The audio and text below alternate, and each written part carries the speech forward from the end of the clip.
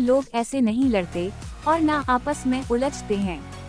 ये बात इन्होंने एलिमिनेट होने के बाद अपने पहले निजी इंटरव्यू में कही। इन्होंने मजीद बताया, मगर वहाँ कुछ अपना आप मनवाने का माहौल ही ऐसा होता है कि ऐसा करना पड़ता है।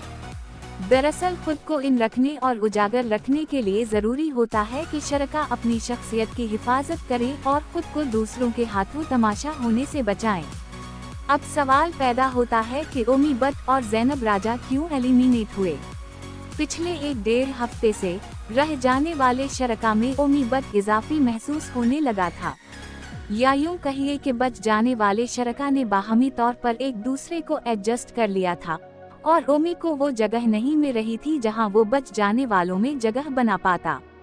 दूसरे लफ्जों में ओमी की मिसाल उस मुसाफिर की सी थी जो जरा लेट हो गया था और जब वो बस में चढ़ने लगा तो बस दरवाजे तक फुल हो चुकी थी।